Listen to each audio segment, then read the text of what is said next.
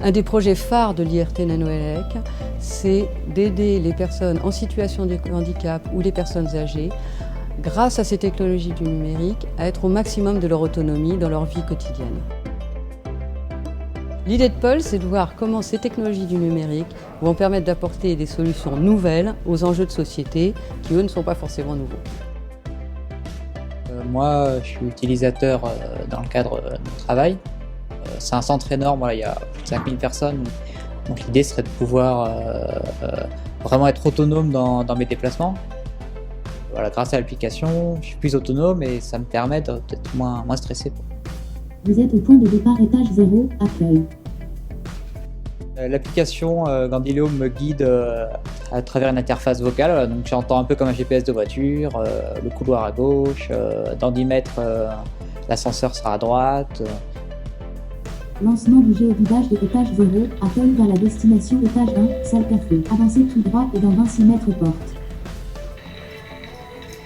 Il suffit d'avoir le bâtiment et la pièce, je rentre ça dans l'application et ça me sort de mon bâtiment, ça m'emmène jusqu'à l'autre et dans le bâtiment que je ne connais pas du tout, ça m'aide à me repérer et à trouver mon chemin.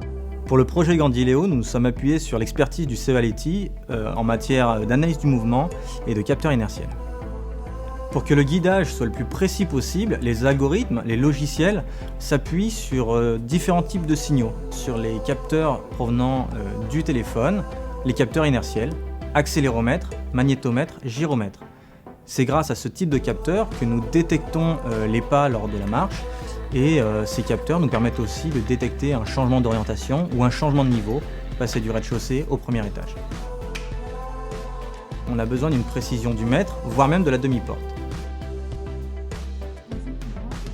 Les capteurs inertiels ont tendance à dériver et donc on cumule au bout d'un certain temps les incertitudes et le modèle numérique s'éloigne de la réalité physique.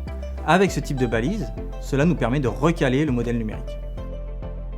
On a vraiment travaillé avec des personnes handicapées, aveugles, pour voir quels étaient leurs besoins, assembler le prototype à partir de technologies qui étaient d'une compétence existante ici, et on l'a retesté avec eux pour voir l'acceptabilité, et vraiment grâce à eux, on a amélioré la solution qu'on va pouvoir tester maintenant. Procurer aux personnes en situation de handicap un outil extrêmement performant pour se déplacer dans les bâtiments publics était un challenge qu'aujourd'hui, grâce à cette collaboration, l'ensemble des acteurs a relevé. Géolocaliser des personnes en situation de handicap, ça s'appelle aujourd'hui Gandileo.